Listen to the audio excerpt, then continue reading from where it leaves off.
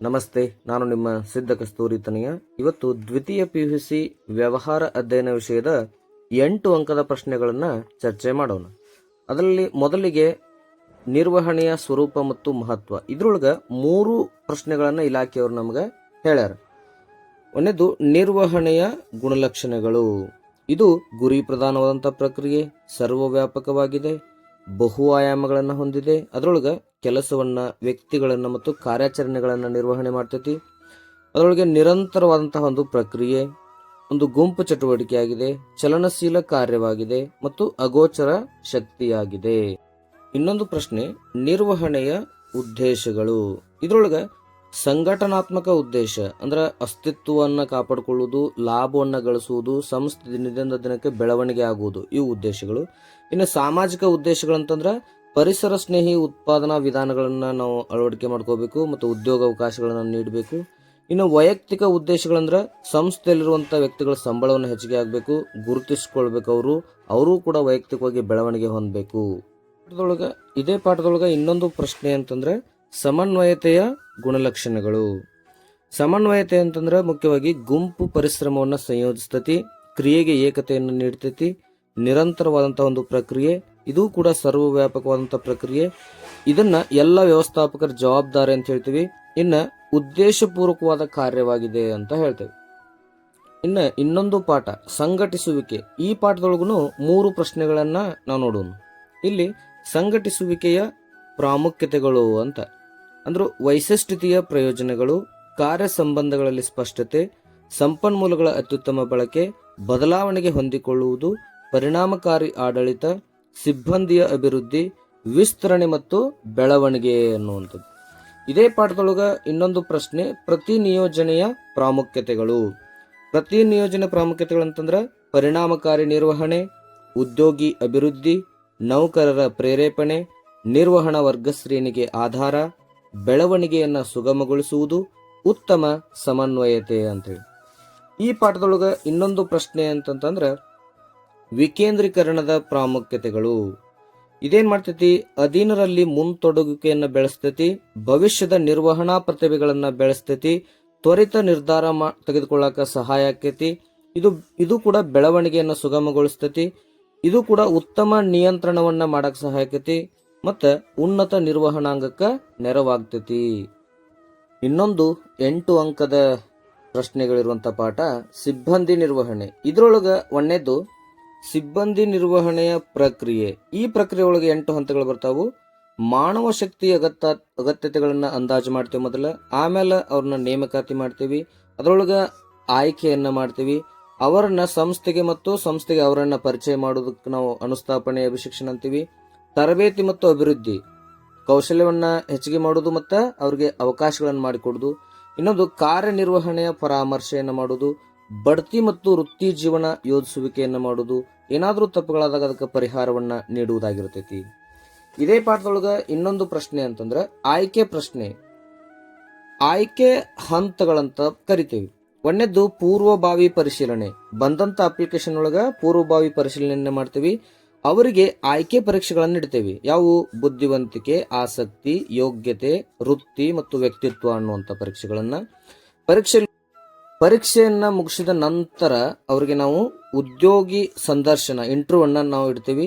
ಆಮೇಲೆ ಶಿಫಾರಸು ಮತ್ತು ಹಿನ್ನೆಲೆ ಪರಿಶೀಲನೆಗಳನ್ನ ಮಾಡ್ತೀವಿ. ಅದರಲ್ಲಿ ಕೆಲವನ್ನ ಆಯ್ಕೆ ನಿರ್ಧಾರ ಮಾಡ್ತೀವಿ. ಅವರಿಗೆ ವೈದ್ಯಕೀಯ ಪರೀಕ್ಷೆಯನ್ನ ಮಾಡ್ತೀವಿ. ಆಮೇಲೆ ಅವರಿಗೆ ಉದ್ಯೋಗವನ್ನ ನೀಡ್ತೀವಿ ಮತ್ತು ಉದ್ಯೋಗಿ ಒಪ್ಪಂದವನ್ನ ನಾವು ಅವ್ರ ಜೊತೆಗೆ ಮಾಡ್ಕೊಂತೀವಿ. ಅದೇ ಪಾಠದೊಳಗ ಇನ್ನೊಂದು ಪ್ರಶ್ನೆ ಅಂತಂದ್ರೆ ಅದು ಬಾಹ್ಯ ನೇಮಕಾತಿಯ ಮೂಲಗಳು. ಆಂತರಿಕ ನೇಮಕಾತಿ ಒಳಗ 2 ಅದಾವು, ಆಂತರಿಕ ವರ್ಗಾವಣೆ ಮತ್ತು ಬಡ್ತಿ ಅಂತ ಹೇಳಿ. ಇಲ್ಲಿ ಬಾಹ್ಯ ಮೂಲಗಳೊಳಗ ನಾವು 8 ನೋಡ್ತೀವಿ. ಏನು? ನೇರ ನೇಮಕಾತಿ ಮತ್ತು ಜಾಹೀರಾತು, ನೇರ ಅರ್ಜಿ ಸ್ವೀಕೃತಿಗಳು, ಉದ್ಯೋಗಿ ವಿನಿಮಯ ಕೇಂದ್ರಗಳು, ನಿಯೋಜನಾ ಸಂಸ್ಥೆಗಳು, ಆವರಣ ನೇಮಕಾತಿ, ದೂರದರ್ಶನದೊಳಗ ಉದ್ಯೋಗಿಗಳ ಶಿಫಾರಸು, ಜಾಲತಾಣ ಪ್ರಕಟಣೆಗಳು ಮತ್ತು ಕಾರ್ಮಿಕ ಗುತ್ತಿಗೆದಾರರು. ಈ ರೀತಿಯಿಂದ ನಾವೇನ್ ಮಾಡ್ಬೋದು, ಬಾಹ್ಯ ವ್ಯಕ್ತಿಗಳನ್ನ ನೇಮಕ ಮಾಡ್ಕೊಂತೀವಿ. ಸಂಸ್ಥೆಯೊಳಗ ಕೆಲವು ತರಬೇತಿಗಳನ್ನು ನಾವು ಕೊಡ್ತೀವಿ. ಕಾರ್ಯನಿರತ ಮತ್ತು ಕಾರ್ಯೇತರ ತರಬೇತಿ ವಿಧಾನಗಳಂತ ನಾವು ಕರಿತೀವಿ. ಸಂಸ್ಥೆ ಜನರನ್ನ ಇನ್ನಷ್ಟು ಬಲಿಷ್ಠ ಮಾಡಕ ಒಂದೇದ್ದು ತರಬೇತಿ ವಿಧಾನಗಳು ಯಾವುವು? ಕಾರ್ಯನಿರತ ಪ್ರಶಿಕ್ಷಣಾರ್ಥಿ ಕಾರ್ಯಕ್ರಮಗಳು, ವ್ಯಕ್ತಿಗತ ತರಬೇತಿ, ಆಮೇಲೆ ಸ್ಥಾನಬದ್ಧ ಕಲಿಕಾ ತರಬೇತಿ, ಕಾರ್ಯ ಆವರ್ತನ. ಇಲ್ಲಿ ಕಾರ್ಯೇತರ ತರಬೇತಿ ವಿಧಾನಗಳು ಅಂತ ಬರ್ತಾವೆ. ಅಲ್ಲಿ ನಾವು ತರಗತಿ ಉಪನ್ಯಾಸಗಳನ್ನು ಮಾಡ್ತೀವಿ, ಚಲನಚಿತ್ರಗಳ ಮೂಲಕ ನಾವು ಅವ್ರಿಗೆ ತೋರಿಸ್ತೀವಿ, ಒಂದು ಪ್ರಕರಣ ಕೊಟ್ಟು ಅದನ್ನು ಅಧ್ಯಯನ ಮಾಡೋದ್ರ ಮೂಲಕ ಕಲಿಸ್ತೀವಿ, ಗಣಕ ಯಂತ್ರದ ಮೂಲಕ ಅವ್ರಿಗೆ ನಾವೇನು ಮಾಡ್ತೀವಿ? ತರಬೇತಿ ಕೊಡ್ತೀವಿ. ಇನ್ನು ಮೊಗಸಾಲೆ ತರಬೇತಿ, ಯಾವುದೋ ಒಂದು ಕಡೆ ಕಲ್ತು ಬಂದ ನಾವು ಅದನ್ನ ಸಂಸ್ಥೆಯೊಳಗ ಮಾಡೋದು. ಇನ್ನೊಂದು ಯೋಜಿಸಲ್ಪಟ್ಟ ಸೂಚನೆಗಳು ಅಂತೇಳಿ. ಅದೇ ರೀತಿ ಇನ್ನೊಂದು ಪಾಠ ನಿರ್ದೇಶಿಸುವಿಕೆ ಅಂತೇಳಿ. ಇದ್ರೊಳಗ 3 ಪ್ರಶ್ನೆಗಳನ್ನ ನಾವು ನೋಡೋಣ. ಒಂದೇದ್ದು ಅದರೊಳಗ ಹಣಕಾಸು ಮತ್ತು ಹಣಕಾಸೇತರ ಉತ್ತೇಜಕಗಳು ಅಂತ ಹೇಳಿ. ಹಣಕಾಸಿನ ಉತ್ತೇಜಕಗಳೊಳಗ ವೇತನ ಮತ್ತು ಭತ್ಯೆಗಳ ಕೊಡೋದ್ರ ಮೂಲಕ ಅವ್ರನ್ನ ಪ್ರೇರೇಪಣೆ ಮಾಡ್ತೀವಿ. ಬೋನಸ್ ಕೊಡೋದ್ರ ಮೂಲಕ, ಲಾಭದ ಹಂಚಿಕೆ ಮಾಡೋದ್ರ ಮೂಲಕ, ಸಹ ಪಾಲುದಾರಿಕೆ ಮಾಡೋದ್ರ ಮೂಲಕ, ನಿವೃತ್ತಿ ಪ್ರಯೋಜನಗಳನ್ನ ಕೊಡೋದ್ರ ಮೂಲಕ.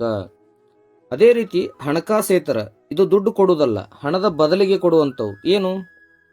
ಅಂತಸ್ತು ಅಂದ್ರೆ ಅಧಿಕಾರ ಆಗಿರ್ಬೋದು, ಕಾರ್ಯ ಸಂವರ್ಧನೆ, ಅವ್ರಿಗೆ ಕೆಲಸ ಕೊಡೋದ್ರ ಮೂಲಕ, ಸಂಘಟನಾತ್ಮಕ ವಾತಾವರಣ, ಉದ್ಯೋಗಿ ಗುರುತಿಸುವಿಕೆಯ ಕಾರ್ಯಕ್ರಮಗಳು, ವೃತ್ತಿ ಉನ್ನತೀಕರಣದ ಅವಕಾಶಗಳು, ಉದ್ಯೋಗಿ ಭದ್ರತೆ, ಭಾಗವಹಿಸುವಿಕೆ ಮತ್ತು ಉದ್ಯೋಗಿ ಸಬಲೀಕರಣ.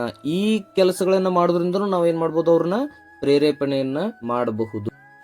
ಇದ್ರೊಳಗ ಇನ್ನೊಂದು ಸಂವಹನದ ಪರಿಣಾಮಕಾರಿತ್ವ ಅಂತ ಬರ್ತೈತಿ. ಸಂವಹನ ಸರಿಯಾಗಿ ಆಗ್ಬೇಕಂದ್ರೆ ನಾವು ಏನೇನ್ ಮಾಡಬೇಕು ಮೊದಲ, ಅದಕ್ಕೆ ನಾವು ಪರಿಣಾಮಕಾರಿತ್ವ ಅಥವಾ ಸುಧಾರಿಸುವ ಕ್ರಮಗಳು ಅಂತ ನಾವು ಕರಿತೀವಿ.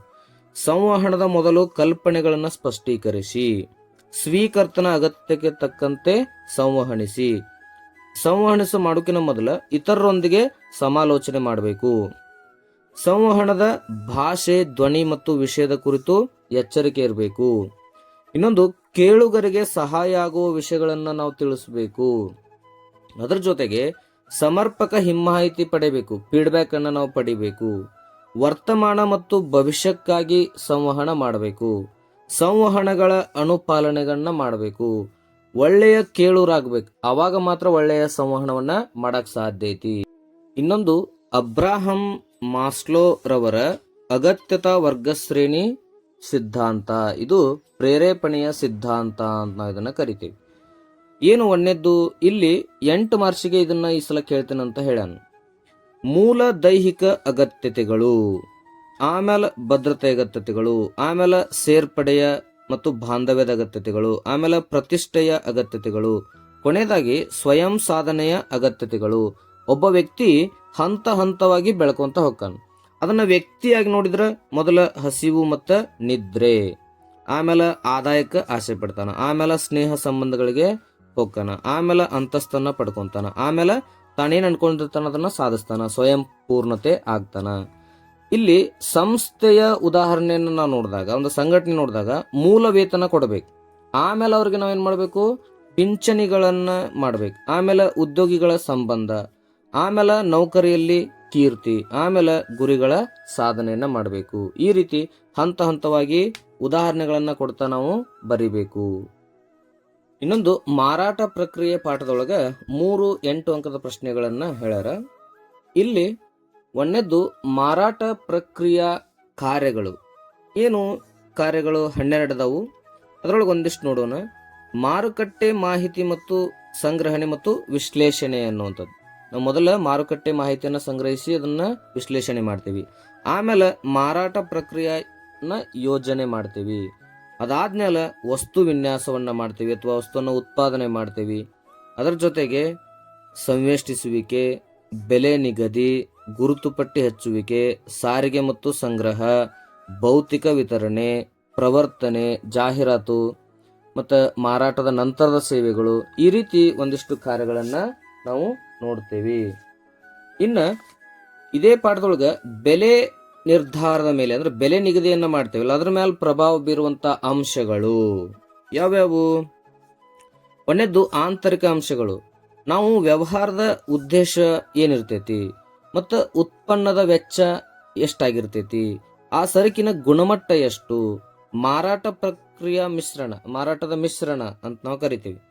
ಮತ್ತು ಉತ್ಪನ್ನದ ವೈವಿಧ್ಯತೆ, ಇವೆಲ್ಲವನ್ನ ನಾವು ಆಂತರಿಕವಾಗಿ ಏನು ಖರ್ಚು ಮಾಡಿರ್ತೇವಲ್ಲ, ಏನು ಉದ್ದೇಶ ಇಟ್ಕೊಂಡಿರ್ತೇವಲ್ಲ, ಅದ್ರ ಮೇಲೆ ನಾವು ಬೆಲೆ ಹಾಕ್ತೇವೆ. ಇನ್ನು ಬಾಹ್ಯ ಅಂಶಗಳನ್ನ ನೋಡ್ಬೇಕಾದಾಗ ಬೇಡಿಕೆಯ ಸ್ಥಿತಿಸ್ಥಾಪಕತೆ, ಆ ವಸ್ತುವಿಗೆ ಮಾರುಕಟ್ಟೆ ಒಳಗೆ ಬೇಡಿಕೆ ಹೆಂಗೈತಿ, ಸರ್ಕಾರ ಅದಕ್ಕೆ ಏನೇನು ರೂಲ್ಸ್ ರೆಗ್ಯುಲೇಷನ್ಸ್ ಹಾಕೈತಿ, ಮತ್ತು ಅದರಂಥದ್ದೇ ಬದಲಿ ವಸ್ತುಗಳೇನಾದರೂ ಅದಾವೇನು, ಮತ್ತು ಪ್ರತಿಸ್ಪರ್ಧಿಗಳ ಬೆಲೆ ನೀತಿ, ನಮ್ಮದೇ ವಸ್ತುವಿನ ಹಾಗೆ ಇನ್ನೊಂದು ಕಂಪನಿ ತಯಾರು ಮಾಡ್ತಿರೋದು, ಆ ಬೆಲೆ ಹೆಂಗೈತಿ ಅದನ್ನ ನೋಡಿಕೊಂಡು. ಆಮೇಲೆ ವಿತರಣಾ ಮಾರ್ಗಗಳು.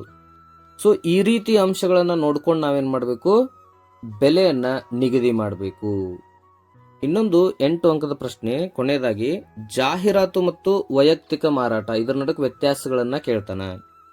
ಇಲ್ಲಿ ವೈಯಕ್ತಿಕವಲ್ಲದ ಸಂವಹನ, ಇದು ವೈಯಕ್ತಿಕ ಸಂವಹನ, ಇದು ಎಲ್ಲರಿಗೂ ಒಂದೇ ಸಂದೇಶವನ್ನ ಕಳಿಸ್ತೇವೆ. ಇಲ್ಲಿ ಬೇರೆ ಬೇರೆ ಗ್ರಾಹಕರಿಗೆ ಬೇರೆ ಬೇರೆ ಸಂದೇಶವನ್ನ ಕಳಿಸ್ತೇವೆ. ಯಾಕಂತ ವೈಯಕ್ತಿಕವಾಗಿ ಮಾರಾಟ ಮಾಡಕ್ ಹೋಗಿರ್ತೇವೆ, ಒಬ್ರಂತೇಳಿ ಒಂದು ಹೇಳ್ತೇವೆ, ಇನ್ನೊಬ್ರಂತೇಳಿ ಇನ್ನೊಂದು ಹೇಳ್ತೇವೆ. ಇಲ್ಲಿ ವಿಶಾಲ ಸಂಖ್ಯೆ ಜನರನ್ನ ಯಾವ್ದೋ ಒಂದು ಟಿವಿ ಒಳಗೆ ಬಂತ ಇಡೀ ಜಗತ್ತ ನೋಡ್ತೈತಿ. ಆದ್ರೆ ಇಲ್ಲಿ ಸೀಮಿತ ಜನರು, ನೀ ಯಾರಿಗೆ ಮಾರಕ್ ಹೋಗಿರ್ತಲ್ಲ ಅಷ್ಟಕ್ಕೆ ಮಾತ್ರ ತಲುಪ್ತೈತಿ. ಇನ್ನು ಪ್ರತಿ ವ್ಯಕ್ತಿಗೂ ತಲುಪುವ ವೆಚ್ಚ ಕಡಿಮೆ, ಇಲ್ಲಿ ವೆಚ್ಚ ಹೆಚ್ಚಾಗ್ತೈತಿ. ಇನ್ನೊಂದು, ಇಡೀ ಮಾರುಕಟ್ಟೆಯನ್ನು ತಲುಪಲು ಇದು ಕಡಿಮೆ ಸಮಯ ಬೇಕು, ಇದು ಸಮಯ ಜಾಸ್ತಿ ಬೇಕು. ಇಲ್ಲಿ ಸಮೂಹ ಮಾಧ್ಯಮಗಳನ್ನು ಬಳಕೆ ಮಾಡ್ಕೊಂತೀವಿ, ಇಲ್ಲಿ ಮಾರಾಟದ ಸಿಬ್ಬಂದಿಗಳನ್ನ ನಾವು ಬಳಕೆ ಮಾಡ್ಕೊಂತೀವಿ. ಇಲ್ಲಿ ಪ್ರತಿಕ್ರಿಯೆ ನೇರವಾಗಿ ಸಿಗುವುದಿಲ್ಲ, ಇಲ್ಲಿ ನೇರವಾಗಿ ಸಿಗ್ತೈತಿ. ಇದು ಅನಮ್ಯವಾಗದ್ದು, ಬದಲಾವಣೆ ಮಾಡಕ್ ಸಾಧ್ಯ ಇಲ್ಲ, ಬಟ್ ಇದ್ರ ಬದಲಾವಣೆ ಮಾಡಬಹುದು, ಗ್ರಾಹಕರ ಅಗತ್ಯ ತಕ್ಕಂತೆ ನಾವು ಹೇಳಬಹುದು. ಎಲ್ಲರಿಗೂ ಧನ್ಯವಾದಗಳು. ಹರೇ ಕೃಷ್ಣ.